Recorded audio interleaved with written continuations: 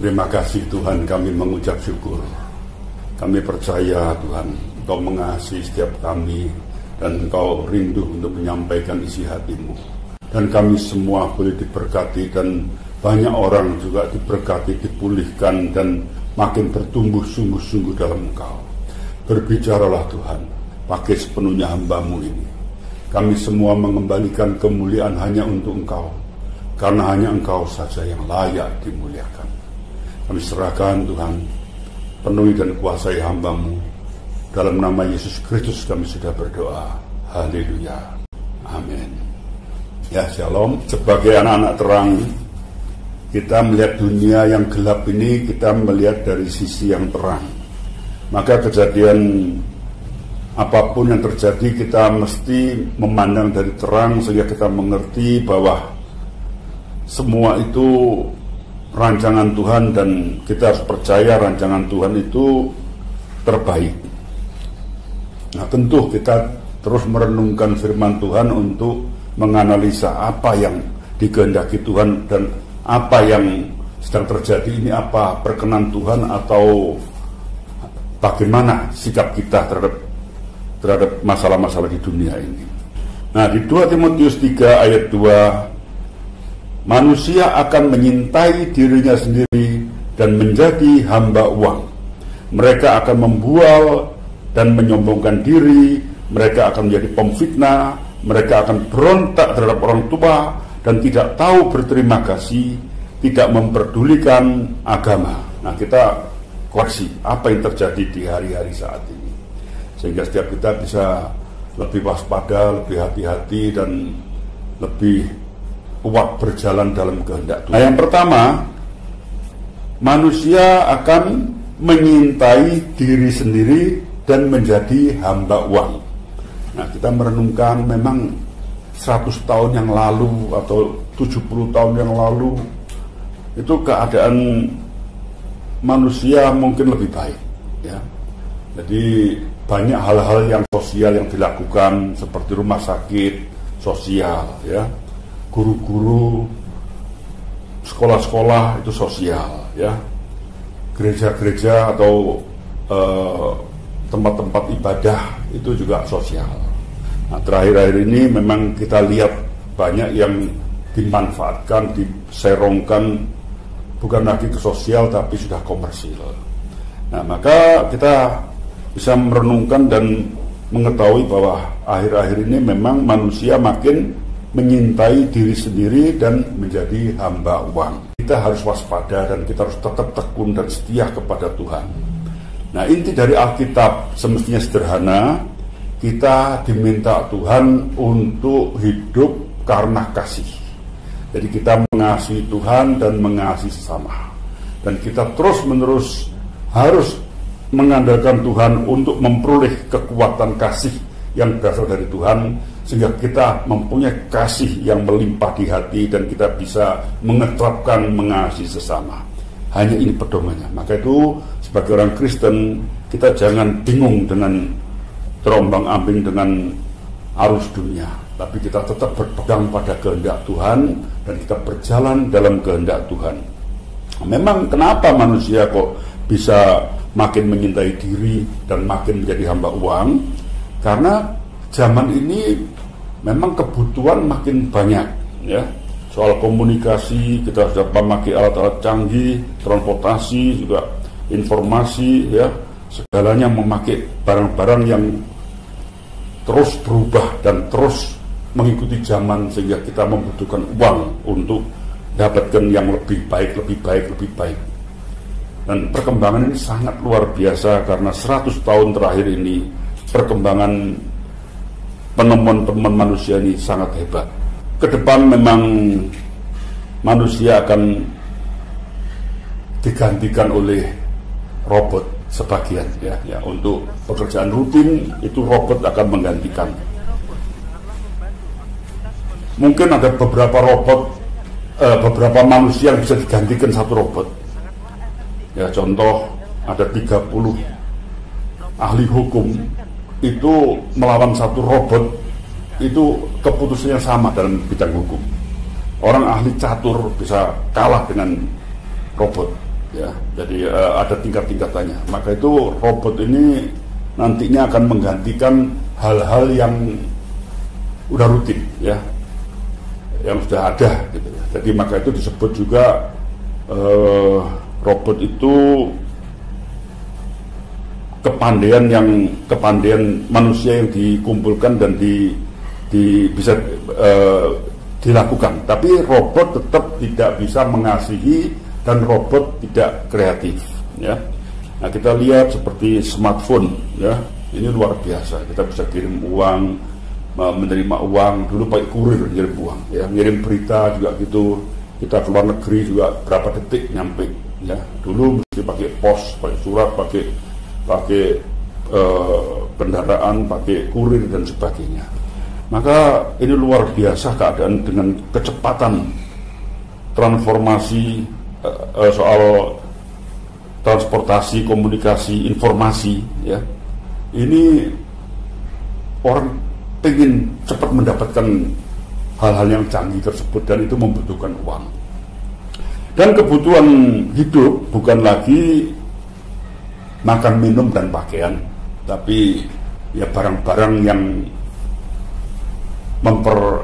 membuat nyaman dan membuat cepat segala hal, ya. Menanak nasi lah sekarang pakai rice cooker, ya. Hal-hal elektronik juga diperlukan di rumah tangga. Maka itu manusia ini makin memerlukan banyak uang, dan manusia bukan lagi untuk kebutuhan makan minum, tapi meningkat menjadi gaya hidup. Nah, gaya hidup itu menjadi persaingan, ya. Maka nanti orang menilai orang sukses itu dari berapa banyaknya uang dan seberapa gaya hidupnya. Nah, inilah yang membuat manusia itu menyintai diri sendiri dan menjadi hamba uang, ya.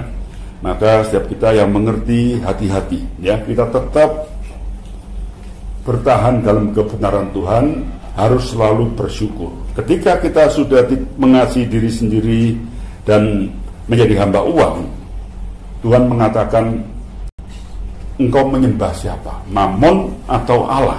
Ketika kita mengejar mamon dan menyintai diri sendiri, tidak ada lagi atau berkurang mengasihi Tuhan. Dan inilah yang menyedihkan hati Tuhan. Maka setiap kita yang mengerti, hati-hati, ya. Kita tetap bertahan dalam kebenaran Tuhan, harus selalu bersyukur. Ketika kita sudah mengasihi diri sendiri dan menjadi hamba uang, Tuhan mengatakan, engkau menyembah siapa? Mamon atau Allah? Ketika kita mengejar mamon dan menyintai diri sendiri, tidak ada lagi atau berkurang mengasihi Tuhan. Dan inilah yang menyedihkan hati Tuhan. Maka setiap kita yang percaya kepada Tuhan dan hidup dalam Tuhan, kita harus menumbuhkan mengasihi Tuhan dan sesama, bukan mengasihi diri sendiri dan menjadi hamba uang. Maka setiap kita harus selalu belajar bersyukur, dan makin bersyukur makin menyenangkan hati Tuhan, makin bahagia, makin bertambah-tambah kasihnya kepada Tuhan dan bertambah-tambah kasihnya kepada sesama, ya. Jadi robot memang mengejar kita untuk menemukan penemuan-penemuan dan peningkatan hidup. Nah, itu mengejar kita untuk berpaling dari kasih Tuhan dan berpaling dari hubungan kita dengan Tuhan, ya. Nah, ini mungkin memang dunia ini di bawah kuasa si jahat, maka terus si jahat ini terus mengecoh kita, terus menarik perhatian kita untuk tidak setia kepada Tuhan. Tapi kita yang mengerti, jangan, ya, kita tetap setia kepada Tuhan. Bukan kita tidak boleh memiliki uang atau memiliki barang-barang yang canggih, tapi kita boleh memiliki, tapi tidak boleh mengurangi mengasihi Tuhan, tidak boleh mengurangi mengasihi sesama. Kita boleh bertambah kaya, kita boleh bertambah hidup lebih nyaman, tapi harus bertambah-tambah mengasihi Tuhan dalam merenungkan firman Tuhan, dalam berdoa, sehingga setiap kita hidup di jalan Tuhan, dalam jalan terang Tuhan dan jalan kebenaran Tuhan. Nah, yang kedua, manusia akan membual dan menyombongkan diri, ya. Ya, tentu dengan teknologi kemajuan zaman ini, ya semestinya manusia makin makmur soal pakaian, soal rumah, soal kendaraan, soal telekomunikasi ya. Dulu HP itu barang mewah, sekarang semua sudah bisa beli HP ya. Nah, rumah dulu pakai minyak, sekarang pakai listrik dan sebagainya. Tapi setelah itu memang ada tahapannya, manusia itu akan meningkat bukan lagi kebutuhan hidup, tapi untuk mencari puji-pujian akan kesuksesan, yaitu apa yang dimiliki, apa yang dicapai dengan kedudukannya. Nah, manusia ngejar itu untuk mendapat pujian manusia. Nah, secara nggak sadar manusia itu udah mulai mencuri kemuliaan Tuhan. Memang Alkitab itu mengatakan setiap kita hidup ini harus untuk kemuliaan Tuhan. Dengan menyombongkan diri, itu nggak terasa manusia ini sudah memberontak dan ingin seperti Tuhan, seperti ingin naik, dipuji, ingin diperhatikan orang, ingin ditinggikan dan dimuliakan. Nah, maka kuncinya itu kita harus belajar kepada Tuhan Yesus. Dia mengatakan, belajarlah kepadaku karena aku lemah lembut dan rendah hati. Ya. Jadi yang pertama tadi kita harus banyak bersyukur. Yang kedua kita harus makin hari makin bertambah-tambah rendah hati. Biarlah kemuliaan untuk Tuhan, kita makin kecil dan Tuhan makin besar. Nah, yang ketiga, manusia akan menjadi pemfitnah, ya, pemfitnah. Nah, pemfitnah itu orang yang melontarkan sesuatu yang tidak benar untuk menjatuhkan seseorang, untuk mencelakakan orang. Nah, memfitnah itu sama dengan orang yang membunuh karakter seseorang, menjelek-jelekkan seseorang. Di media juga, sekarang orang memfitnah bukan ketemu orangnya aja, lewat media bisa hoak, itu begitu luar biasanya ya, melanda dunia di internet. Maka itu setiap kita hati-hati ya. Nah, ini kenapa bisa terjadi banyak orang memfitnah? Nah, itu ada yang iri hati, ada yang hatinya panas ya. Nah, hati yang panas karena cemburu, karena tidak suka dan sebagainya. Nah, ini memang panas hati ini celah yang dipakai iblis untuk mencelakakan sesama manusia. Maka Alkitab mengatakan di mana ada iri hati dan mementingkan diri, di situ akan terjadi kekacauan.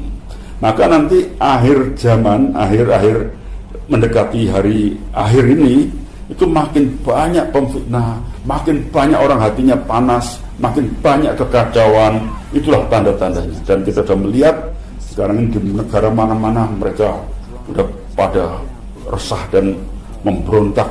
Mereka sudah tidak puas lagi dan mereka selalu mengeluh dan demo dan terjadi kekacauan di mana-mana. Nah, yang keempat, kita manusia akan berontak terhadap orang tua, anak-anak muda ya, anak-anak muda mereka akan berontak terhadap orang tua dan tidak tahu berterima kasih, ya, tidak tahu berterima kasih. Nah, kita renungkan hari-hari ini, mereka tidak lagi belajar sama guru orang tua, tapi belajar dari internet, ya, belajar dari internet dan malah sekarang orang tua belajar pada anaknya, tanya pada anak. Nah, anak ini merasa dia lebih hebat, ya. Maka banyak anak-anak yang menganggap remeh orang tuanya dan anak-anak memberontak, ya. Dan karena begitu banyak yang diingini, banyak anak-anak muda tidak berterima kasih kepada orang tuanya. Maka setiap kita kalau lihat zaman-zaman ini dengan keadaan yang ada, kita bisa merenungkan bahwa memang benar ini adalah hari-hari yang terakhir, ya.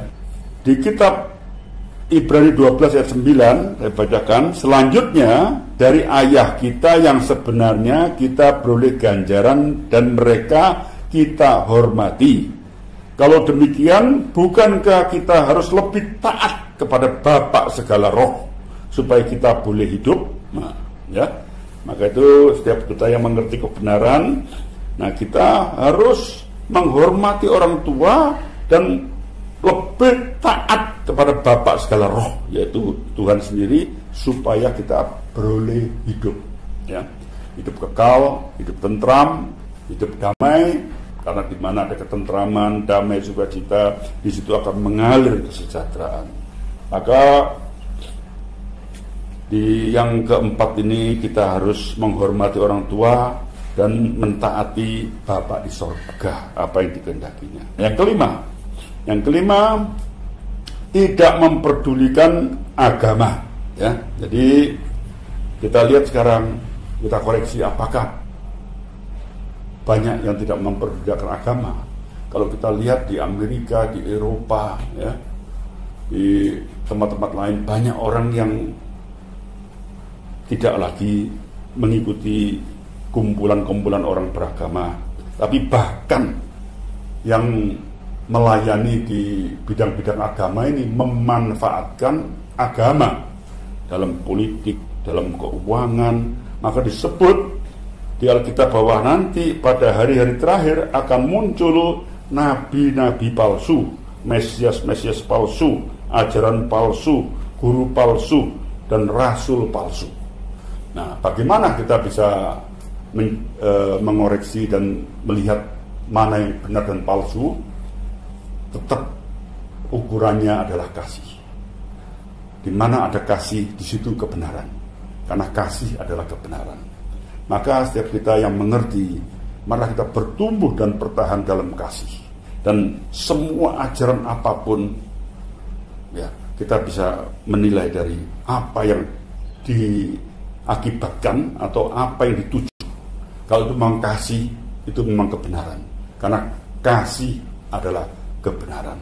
Kita terus mengamati apa yang diajarkan dan diakibatkan menjadi buah kehidupannya, ya. Kalau buah kehidupannya mementingkan diri, keuntungan diri, kemakmuran diri, dan orang bertumbuh makin egois, makin serakah, itu bukan dari Tuhan. Maka dari semua kesimpulan sebenarnya sederhana, Alkitab itu dasarnya kasih, dan Tuhan menghendaki setiap kita mengasihi Allah dan mengasihi sesama.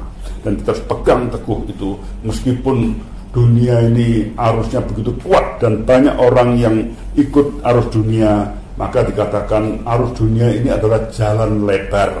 Tapi kita tetap berjuang masuk jalan sempit. Tapi di dalam jalan sempit bersama dengan Tuhan ada perlindungan, ada pertolongan, ada kekuatan, ada damai, sukacita, ada kasih dari Tuhan. Dan dunia akan mengejek kita atau mengolok-ngolok atau dianggap bodoh. Tapi dalam Tuhan, dalam kebenaran ini kita bertahan, karena dalam kebenaran kita menuju hidup berkelimpahan dan hidup kekal sampai di surga. Ya, jadi kita tetap ikut Tuhan yang adalah jalan dan kebenaran dan hidup, yaitu Tuhan Yesus, dan inti ajarannya adalah kasih. Ya, maka untuk mencapai itu kita bersyukur, rendah hati. Kalau iya katakan ya, kalau tidak katakan tidak. Menghormati orang tua dan menghormati Bapa di sorga, dan terus setia mengikut Tuhan yang adalah jalan dan kebenaran dan hidup. Kita mengucap syukur kepada Tuhan yang sebagai terang sudah memberikan terang pada setiap anak-anaknya untuk kita tetap berjalan dalam terang dan terus naik tidak turun sampai hidup kekal di sorga. Puji Tuhan. Mari kita berdoa. Terima kasih Tuhan, kami mengucap syukur. Biarlah terang-Mu terus makin terang, dan kami boleh berjalan dalam sukacita karena ada terang, dan kami boleh makin kuat karena tahu keadaan lingkungan, dan kami sudah berjalan dalam kebenaran-Mu, dan kami makin setia kepada Engkau karena merasakan bahwa hanya dalam Engkau kami boleh, Tuhan, hidup benar, hidup damai, sukacita, ada kasih dan merasakan kasih-Mu, dan setiap kami boleh berkelimpahan dan mempunyai rumah di surga. Terima kasih Tuhan, kami mengucap syukur, kami serahkan setiap kami dalam kuasa-Mu, dalam nama Yesus Kristus kami sudah berdoa. Haleluya,